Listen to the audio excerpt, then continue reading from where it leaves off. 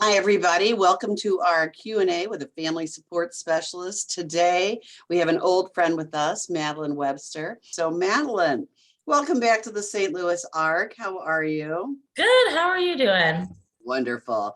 You are one of those wonderful former employees that never really leaves because you're still so closely connected to our advocate groups and other things. But I want to make sure that people know what your current role is so that they'll understand what you're doing, and then we'll launch into some conversation.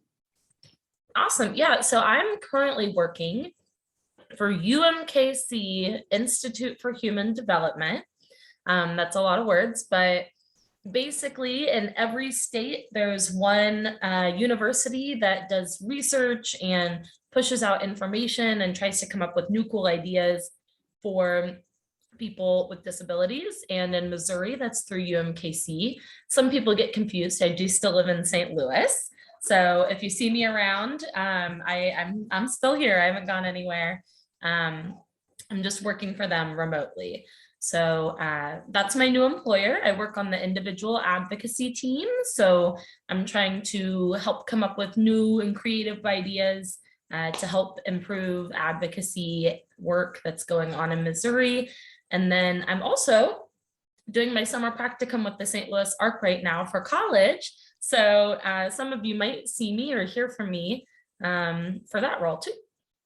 All right. So, Madeline, you suggested this topic for us, and I think it's a really interesting one. We're going to talk today about how to really plan for staff change and staff turnover. And why was this a topic that you thought should be a Q&A?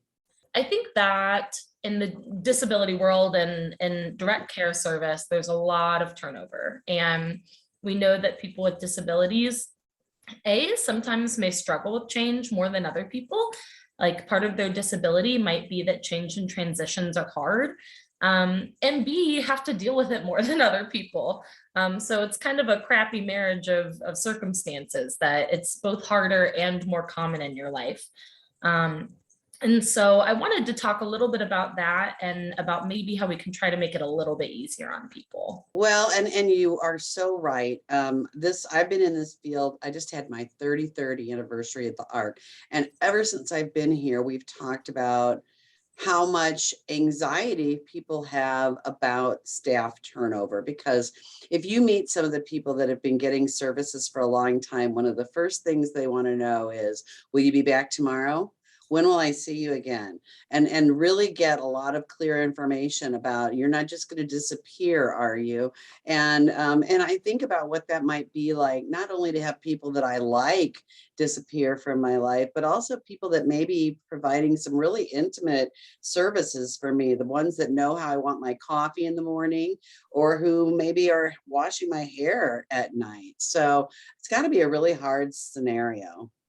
Yeah, and I think that something we maybe don't talk about quite enough is that really there's a grieving process that comes along with that. If I had somebody coming into my home, every day for a year, and then suddenly I never saw them again, I would have to grieve that. That would be really hard. And I think that we don't spend quite enough time talking about how when somebody leaves your life, even if they're in a paid role, we in the disability support world, it's not, work is a little more than just work. And so you develop relationships and an intimacy level with the people that you're supporting.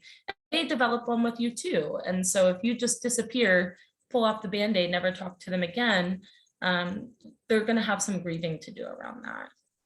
It's funny, as I'm listening to you talk, I'm thinking about how hard that is for the direct support staff too. Many staff have told me that the hardest part of deciding to leave and take a new job was the relationships they were worried about leaving behind. And so I think it is important to be deliberate. I wonder if maybe we should start off talking about kind of the before, during, and after. So when you find out that a staff person's going to be leaving the role that they're in, whether they're being promoted and they're still there, but they're not going to be there every day, or maybe they're leaving town and they won't be around at all.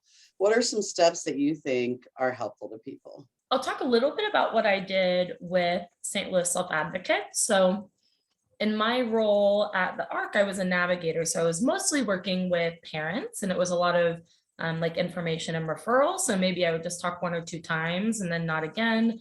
There were some parents that I had some ongoing relationships with. And so I made sure to tell them when I could, at least over a Zoom call, or on the phone. And then those that maybe I didn't see quite as often, at least via email.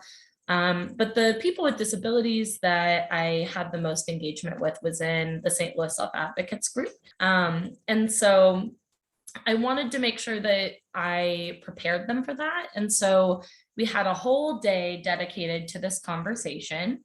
And I created a presentation, and yeah. No. Oh yeah. I love a presentation, love a PowerPoint.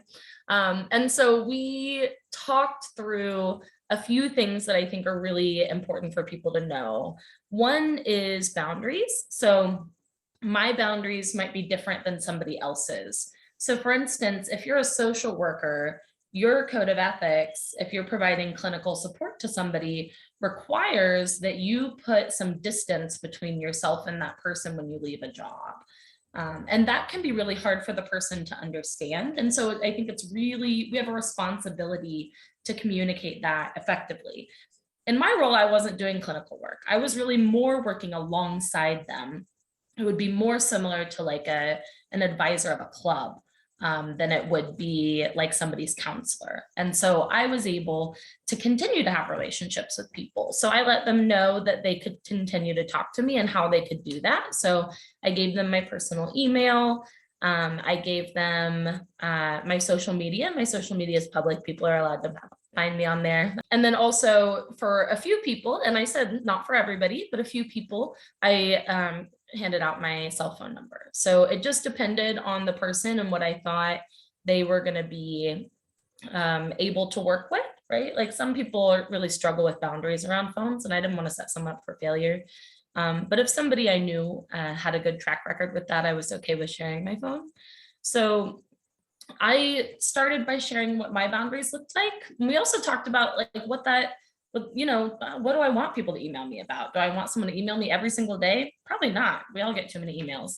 But I did want people to reach out and update me about their lives and tell me, tell me if they get a new job or to use me as a reference. I've had a few people since I left the ARC reach out and ask if I would be a reference in their job application process, which I'm more than happy to do.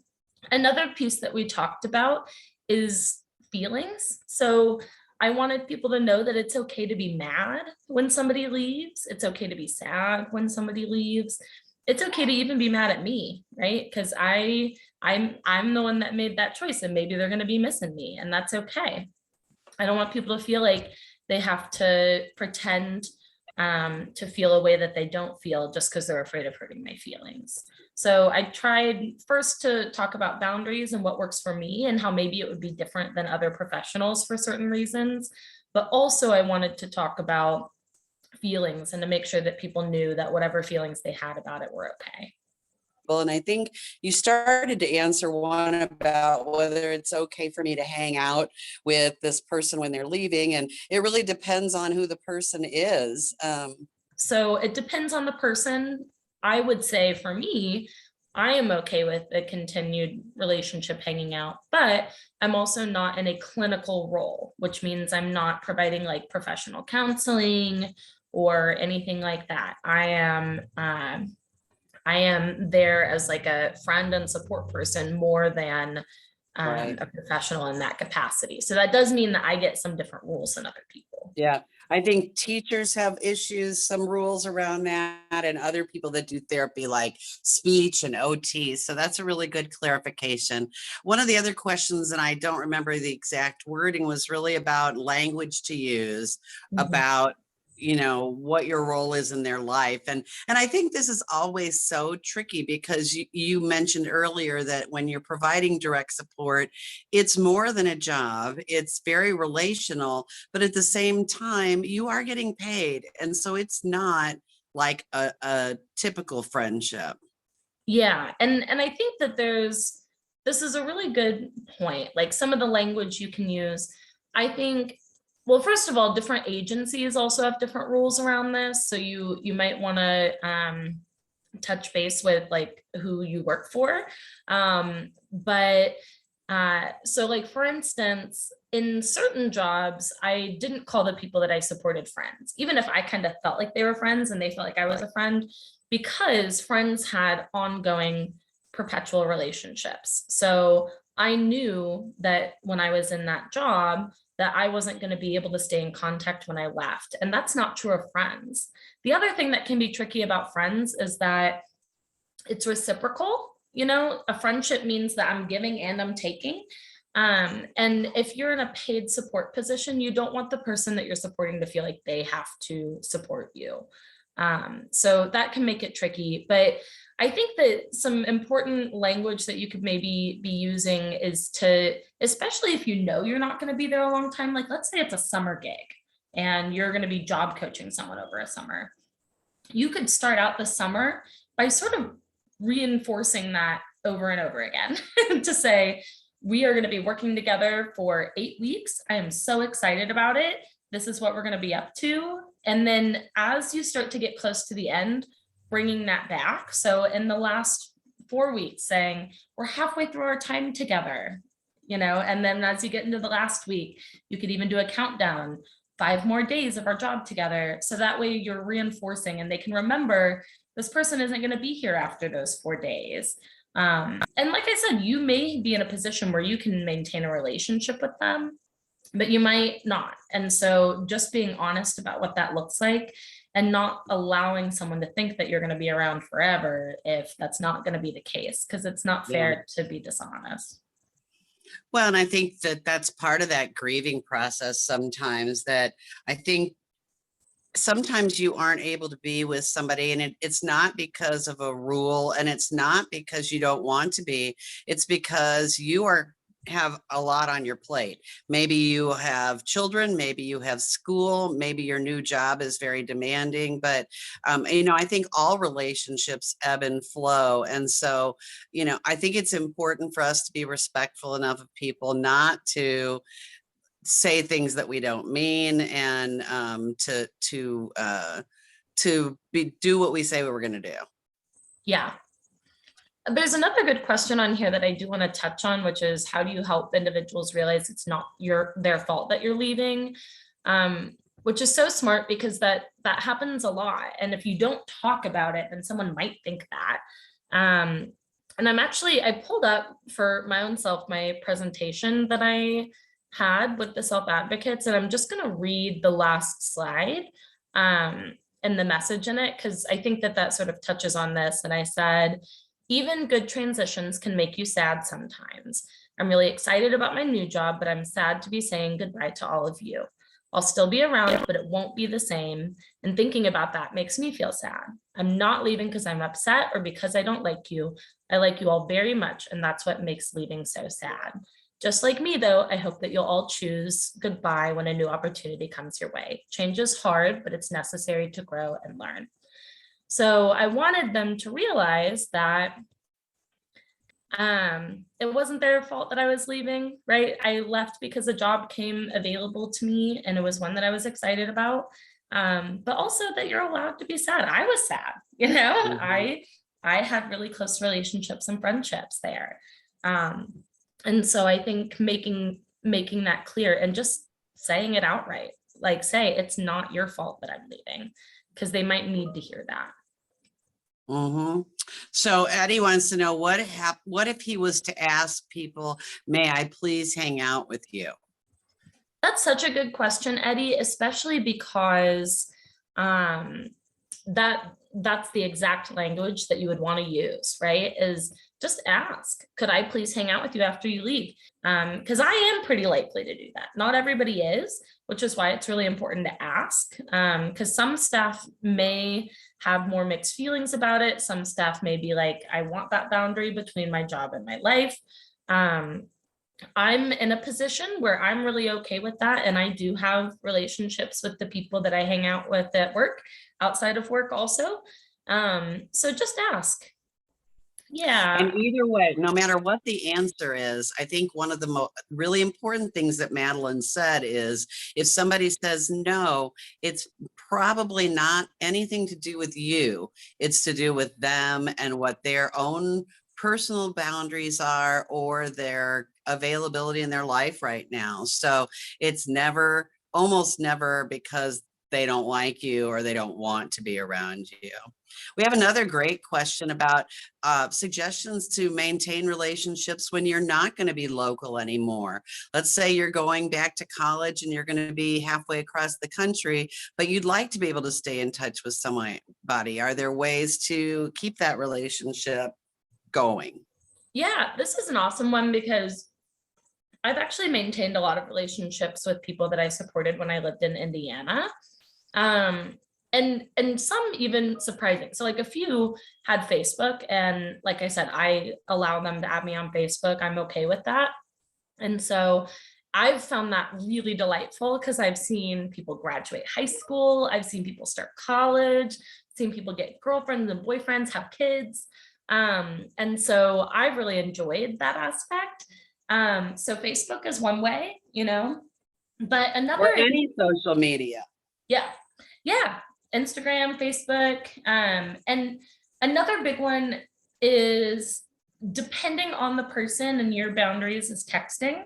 So one of my favorite sort of ongoing relationships I've been able to maintain is with somebody who's non-speaking, but a really incredible artist. And I don't, it's pretty sporadic. So sometimes it'll be like every day for a week, and then sometimes it's once every few months. But he texts me some pictures of his art and says special delivery.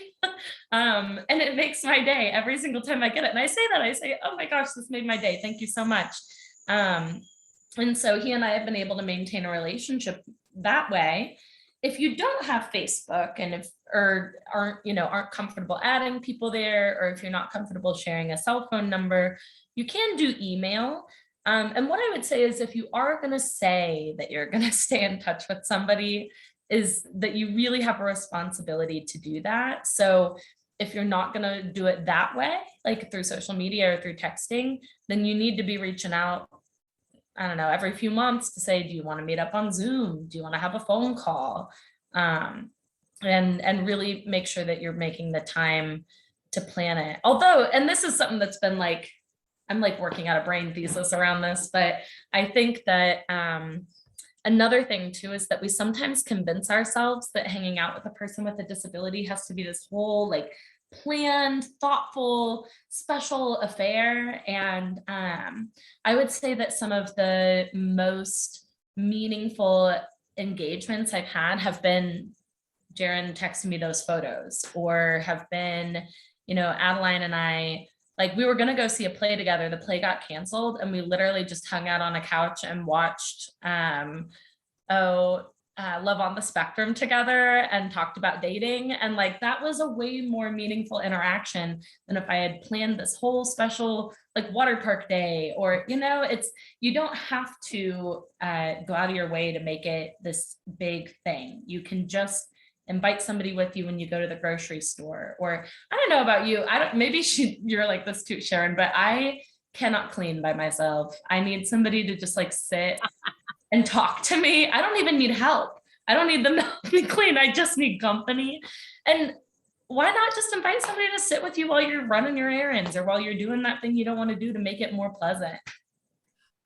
I love that so much because I think some of the times relationships with people that need a little bit more support become such a big deal because you've got to coordinate the transportation and the tickets and all these things, and it's exhausting. And so afterwards you remember that it took a lot of work, whereas you were just, hanging out in the backyard, listening to music or watching me clean, which that makes me laugh so hard. I think it's a great idea that feels way more relaxing and fun. So I love that thought. Um, And I will just toss in while you're saying these things. One of my favorite ways to stay in touch with people that aren't close to me physically is an app called Marco Polo, because you can just make a short video and it goes directly to the people that you've decided to send it to. I have a group with 4 of my friends, and one of them lives in California, so her time frame is always really different than ours. And one of them tends to be up until 2 o'clock in the morning, and I'm not going to hear from her. And we really can't find a good time to talk on the phone or to be physically face to face together. But it's so great to open up a video and be able to see their faces and maybe listen to 2 minutes about what's going on with them on that moment of that day, and then respond. And then they watch it when they have time to watch it. So I think those things are really fun. I guess I wanted to ask something. I'm not quite sure how to ask it in a question, but something that's, I feel like is a conversation, is that when you're not working, your relationship is actually a different relationship that might need to be defined differently. And I can remember when I had stopped supporting somebody and we became friends, I had to have kind of a frank conversation with her because I was still doing all the work.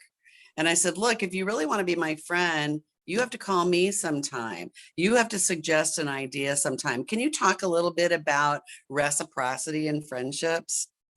Yeah, I think that the idea of a friend, um, the sort of the defining difference between staff and friend is that reciprocity piece. So, like I said, when you're staff, you don't want somebody to feel responsible for you and your feelings, because you're getting paid, so you should be handling your own feelings. But when you're no longer getting paid, they do have a bit of a responsibility to your feelings. And so just like with any other friend, if somebody hurts your feelings, they need to take responsibility for it. If they want to hang out with you and they're not putting in the effort, then they need to take a little responsibility. And so I think there's some value in setting up the expectation that's like, hey, when I was staff, I was coming here, twice a week to see you. And if we want to stay in touch and we want to keep in contact, you got to let me know when you're free. And I do think something that helps is creating a standing time. And I know this doesn't work for everybody's schedule, but for me, I know that if I have a standing event, that I am more likely to work my schedule around it and keep it as a priority, because it's already in my schedule, so I don't have to think about, moving things around. And standing events often branch off into other things. Like, Adeline and I started with a weekly respite hangout. But sometimes at that meeting, I'm like, hey, I have this play coming up. Do you want to go with me? Or, hey, there's this, so I think that sometimes that can take some of the pressure off too, is if you just decide, and standing doesn't have to mean every single month or every single, like one of the examples I use when I talk about building circles of support with people is Marvel movies, because those movies are going to come out until the end of time. And so if you really love Marvel movies and somebody else really loves Marvel movies, why don't you just have a pact or like a contract together? But you should, every time a new Marvel movie comes out, you guys go together, because that means that you have a lifetime commitment to that person now, because those movies I swear they're never gonna stop. So and then I was going to point out an app too, just because it's something that's worked well for me, is I have a cousin with developmental disabilities, and I use the app Postagram, which will send a postcard and you can upload a photo. And so if it's been kind of a while between our visits, then I send a postcard with a photo of myself and like one of my cats, or, me doing something. And I send him a little like love note. And his case manager recently told me that he keeps it in our office, and then he'll come into our office to come look at it and then leave. And she's like, do you want to take it with you? And he's like, no. He just wants it to be there because he knows it's safe there. I think he has some fears about people taking his things, but yeah, is that, a tiny thing you can do. there is a question about, is it a second grieving process if you don't do what you say you're going to do and the person, starts to be able to see you occasionally and then you fall off the face of the earth again. And I will just jump in first and say, not only do I think it's a second grieving process, but I think most people that have gotten paid services for an extended period of time, it's just an ongoing cycle, almost like PTSD, because you've seen not just one person, not just two people, but years ago I saw statistics that if you were in your 40s, you'd probably seen over 200 people come and go out of your life. And so I think that you do need to recognize the emotional trauma around that and address it. Yeah. Yeah. And I also see the how do you work through that? And I'll end, I know we're getting close to the end, but I do want to make sure and give like some feedback, because I'm talking about what staff can do to make it easier when they leave, but also I can't control other people. So I might be dealing with the fallout of working with somebody who now has trust issues because someone's made a promise they didn't keep. And I can't control that past staff who said, oh yeah, I'm going to stay a part of your life and then doesn't. So I can't, fix that. But what I can do is be consistent and honest. And so, I've tried to, when I exit one place, to be realistic with myself about, what I can do, to be honest about what my professional and personal boundaries are, and to keep my word. And I think that the more that you can do that, and stay consistent, then, you can start to rebuild that for somebody. And then just like anything else, if it's a grieving process, allowing them to be sad and allowing them to be angry. I talked about this with the self advocates. If you want to be angry, that's okay.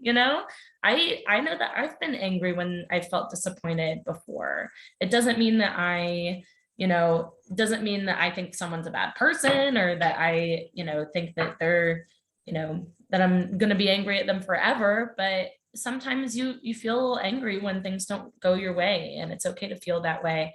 It tends to get worse if you're pretending you don't feel that way. So yeah, no kidding.